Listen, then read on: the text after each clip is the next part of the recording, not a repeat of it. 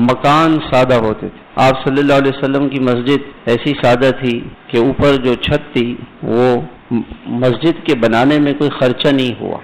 قریب میں جو پہاڑیاں تھیں وہاں سے پتھر لے کر آ گئے, ان کی دیواریں بنا دیں, مٹی کی دیواریں بنا دیں, اور کھجور کے درختوں کے تنے کاٹ کر وہ ستون بن گئے, اور اوپر چھپر ڈال دیا کھجور کے پتوں کا, لکڑیاں بانس رکھے اور بانسوں پہ کھجور کے پتے ڈال دیے. جھونپڑی جس کو آج کل ہم کہتے ہیں. بارش ہوتی ہلکی تو رک جاتی, تیز بارش ہوتی تو آپ صلی اللہ علیہ وسلم بھیگ جاتے. صحابی فرماتے ہیں کہ میں نے عرض کیا کہ یا رسول اللہ بارش نہیں ہو رہی ہے. آپ صلی اللہ علیہ وسلم خطبہ دے رہے تھے, آپ نے ہاتھ اٹھائے اور آپ نے فرمایا اللہم اسقنا اللہم اسقنا اللہم اسقنا. 3 مرتبہ آپ نے یہ دعا اللہ سے مانگی.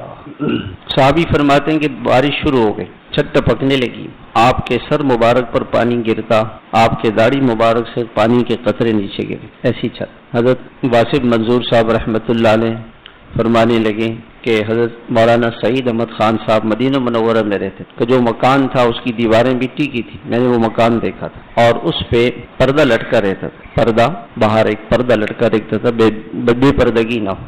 تو وہ مکان اس میں چھپر سا تھا.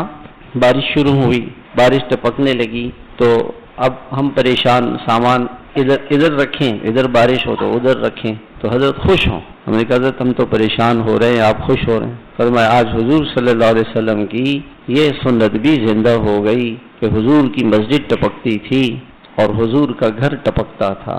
ان کی نیت یہ ہے. عزتیں دنیا میں بڑے مکانوں سے نہیں ملا کرتی, سکون بڑے مکان سے نہیں ملا کرتا. سکون تو اللہ کے نبی کی زندگی سے ملے گا. مکان سادہ,